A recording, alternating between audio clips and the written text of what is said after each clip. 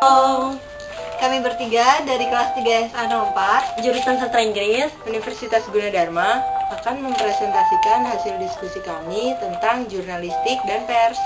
Pertama-tama, kami akan memperkenalkan kelompok kami. Saya Siti Syara Fitriah, saya Siti Hardini Putri, dan saya Yone Sinatali. Kami akan membacakan isi materi, semoga bermanfaat. Selamat menyaksikan.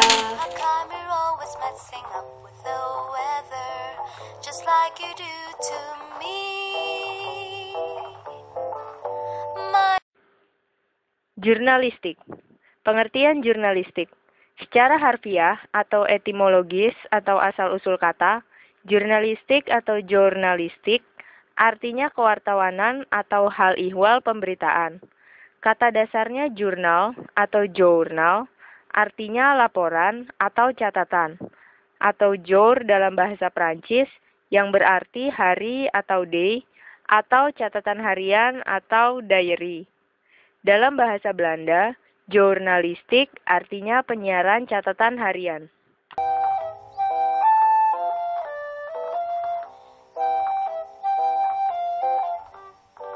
Di Indonesia, jurnalistik adalah bidang profesi yang mengusahakan penyajian informasi tentang kejadian dan atau kehidupan sehari-hari, atau pada hakikatnya dalam bentuk penerangan, penafsiran, dan pengkajian secara berkala, dengan menggunakan sarana-sarana penerbitan yang ada.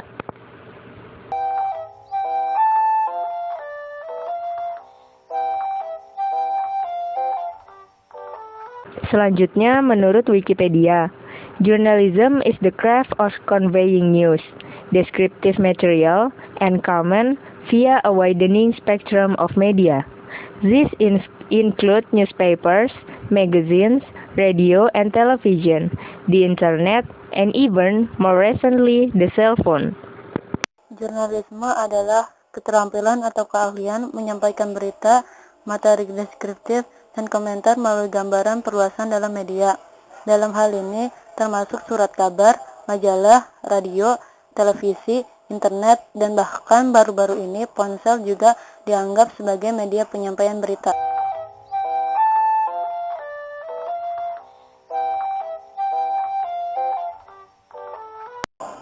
Berikutnya menurut Spencer Crum, journalism covers all mankind's activities and challenging to the intellect.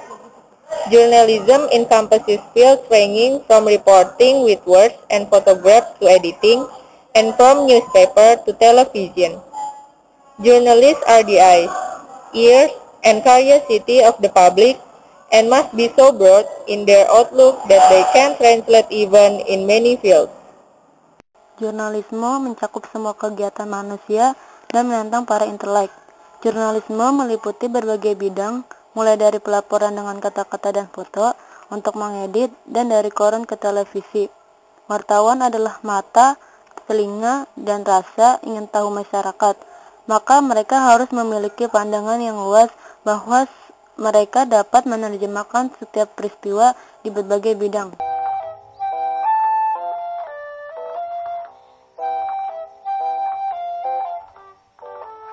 Menurut M. Ridwan, jurnalistik adalah suatu kepandaian praktis mengumpulkan, mengedit berita untuk pemberitaan dalam surat kabar, majalah, atau terbitan-terbitan berkala lainnya. Selain bersifat keterampilan praktis, jurnalistik merupakan seni.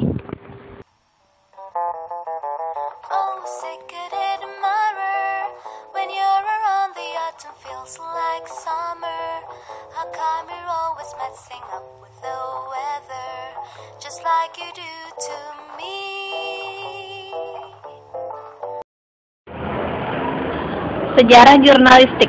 Pada awalnya, komunikasi antar manusia sangat bergantung pada komunikasi dari mulut ke mulut. Catatan sejarah yang berkaitan dengan penerbitan media massa terpicu penemuan mesin cetak oleh Johannes Gutenberg. Di Indonesia, perkembangan kegiatan jurnalistik diawali oleh Belanda. Beberapa pejuang kemerdekaan Indonesia pun menggunakan jurnalisme sebagai alat perjuangan. Di era-era inilah Bintang Timur, Bintang Barat, Medan Prijaji, dan Java Bode terbit.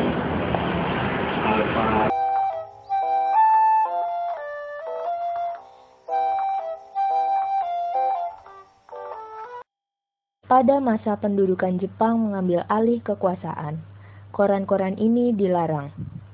Akan tetapi pada akhirnya ada 5 media yang mendapat izin terbit: Asia Raya, Cahaya, Sinar Baru, Sinar Matahari, dan Suara Asia.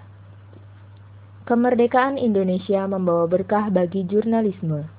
Pemerintah Indonesia menggunakan Radio Republik Indonesia atau RRI sebagai media komunikasi. Menjelang penyelenggaraan Asian Games keempat, pemerintah memasukkan proyek televisi. Sejak tahun 1962 inilah televisi Republik Indonesia muncul dengan teknologi layar hitam putih.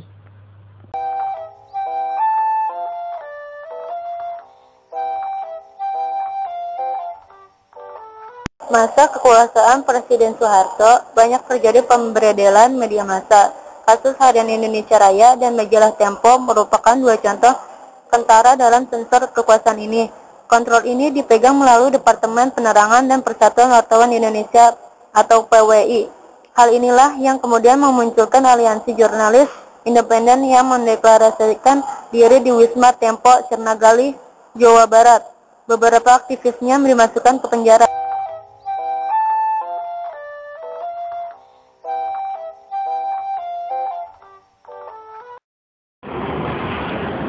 Titik kebebasan pers mulai terasa lagi saat B.J. Habibie menggantikan Soeharto.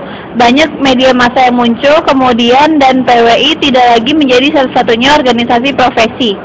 Kegiatan jurnalisme diatur dengan Undang-Undang Pers Nomor 40 Tahun 1999 yang dikeluarkan Dewan Pers dan Undang-Undang Penyiaran Nomor 32 Tahun 2002 yang dikeluarkan oleh Komisi Penyiaran Indonesia atau KPI.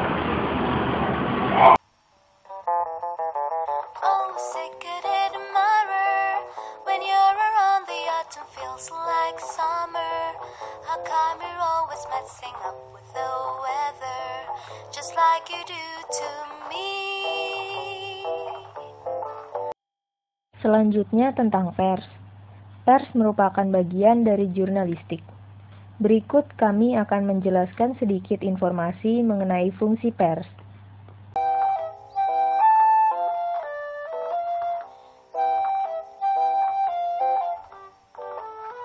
Fungsi pers. 1. Pers sebagai media informasi. Media informasi merupakan bagian dari fungsi pers dari dimensi idealisme.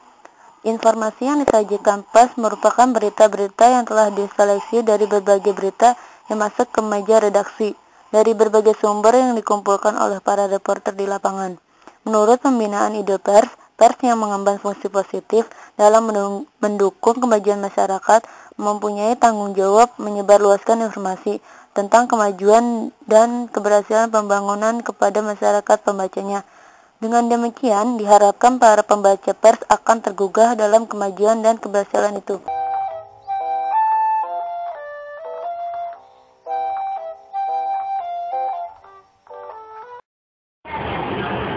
Pers sebagai media pendidikan. Dalam pembinaan ide pers disebutkan bahwa pers harus dapat membantu pembinaan swadaya, merangsang prakarsa sehingga pelaksanaan demokrasi Pancasila, peningkatan kehidupan spiritual dan kehidupan material benar-benar dapat terwujud. Untuk memberikan informasi yang mendidik itu, pers harus menyeimbangkan arus informasi, menyampaikan fakta di lapangan secara objektif dan selektif. Objektif artinya fakta disampaikan apa adanya tanpa dirubah sedikit pun oleh wartawan, dan selektif maksudnya hanya berita yang layak dan pantas saja disampaikan. Ada hal-hal yang tidak layak diekspos ke masyarakat luas.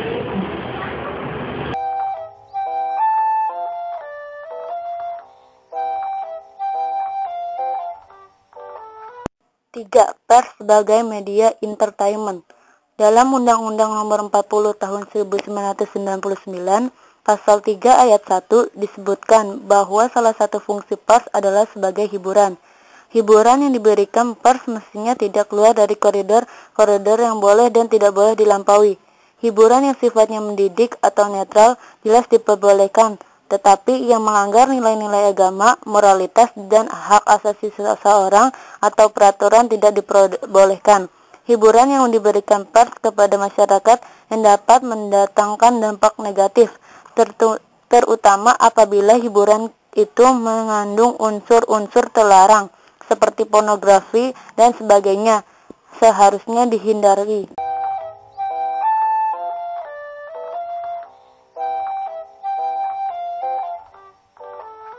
Pers sebagai media kontrol sosial.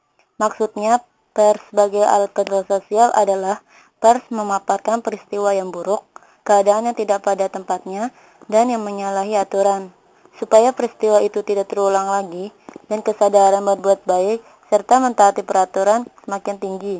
Makanya, pers sebagai alat kontrol sosial bisa disebut penyampai berita buruk.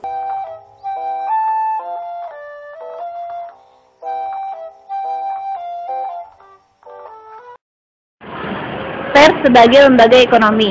Beberapa pendapat mengatakan bahwa sebagian besar surat kabar dan majalah di Indonesia memperlakukan pembacanya sebagai pangsa pasar dan menjadikan berita sebagai komoditas untuk menarik pangsa pasar itu. Perlakuan ini menjadikan keuntungan materi sebagai tujuan akhir pers. Konsekuensinya, pers senantiasa berusaha menyajikan berita yang disenangi pembaca.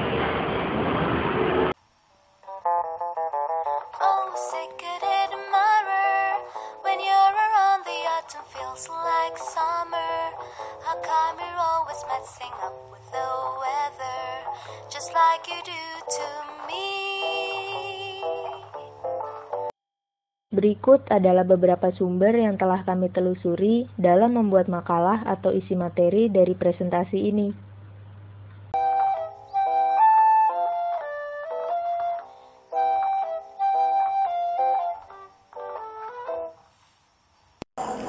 Demikian hasil diskusi kami mengenai pengertian jurnalistik dan fungsi pers.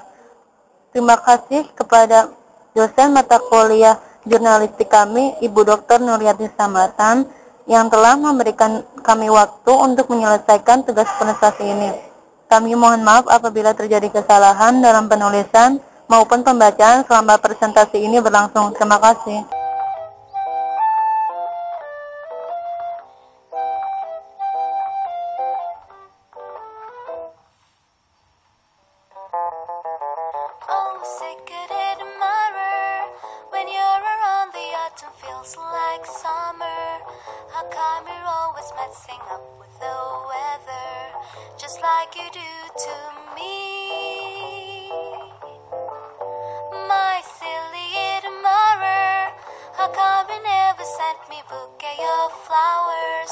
It's a whole lot better than disturbing my slumber if you keep knocking at my door.